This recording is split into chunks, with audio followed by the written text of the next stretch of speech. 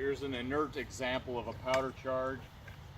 Just a canvas sack full of the gunpowder. 1 pound of it is going to throw this 8.5-pound shell or the 10-pound solid object 1.25 miles. It's going to leave the front of the gun at about 300 miles an hour. Here the shell has a fuse hole or plug on the nose of it. That's where the fuses are inserted by Cannoneer 6 and 7. It's a fast burning cigar with gradations on the paper cut to the particular length to reach the powder inside. Here's an example of a canister round. The tin can full of iron balls makes the artillery piece a giant shotgun. When the gun goes off, the powder charge behind this, the can shreds.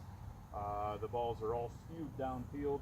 They're going to skim like rocks on a pond, go for a couple hundred yards worth, cutting big holes in an infantry wave that's coming right at the artillery piece. The cannoneers are not excited to be shooting this though. That means the infantry is able to hit you. Usually artillery is able to reach and punch infantry where infantry can't punch back. But if you're putting this down your tube, they're already punching you back. Big problems at that point. How often did the fuse not ignite? If it happened, Sure, then your shell becomes a solid projectile, so it's still making other people downfield nervous and anxious about where they are. The Confederates suffered from home front deficiencies in fuse production a lot more than the Union will. Because I was wondering why the fuse didn't come in from the rear. what they would do is the flame would come up and around and light it and just sort of like, I'm not exactly sure how it worked, but it would somehow project itself out from the front this way. So it's just how they designed the weapon at the time. If the fuse is at the rear of the gun, the entire thing is going to get consumed by the fire. Okay. So the fuse is on the front of the projectile so that only the tongue, the licking of the end of the fire flame is going to reach it. So the pressure won't be pushing the fuse in or anything?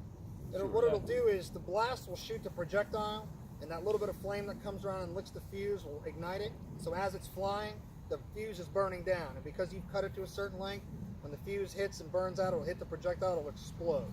You'd see, I hate using Civil War movies as reference, but do you ever see when in an artillery battle, the explosions in the air?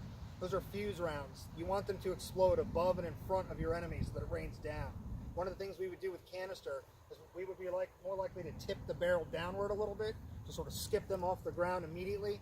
Lead coming up at you versus risking overshooting and not hitting what you need to, because like Greg said, when you're firing canister, you have big problems. You have to hit your target. The infantry is close enough to hit you, so you would want to make sure of that. And like you said, we're not happy about it because they're close enough to hit us with their small arms. And I'm only one really carrying one of these, and it's more to put down horses that have been wounded and not so much to defend myself. Though I could, it's a gun. So I'm good to go. Do you want these? All right, so one more time, we're going to make some noise here, guys. So the same obligatory sound warning for small children and pets. Anybody here who's sensitive to sound, you might want to just cover your ears. Cannoneers to your post!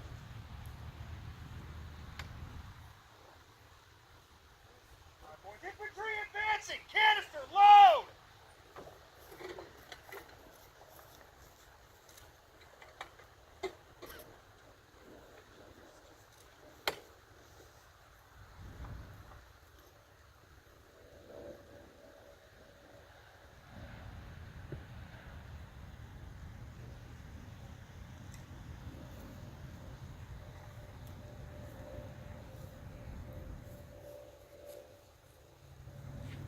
Ready!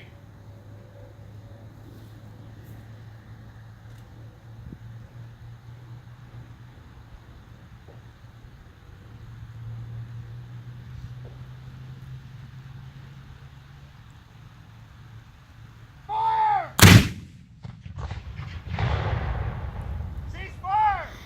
Secure the piece!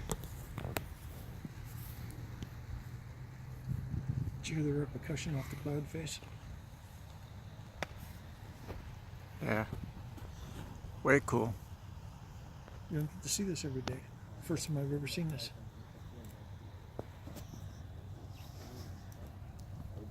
And it gives away your position. That it would do. Yeah.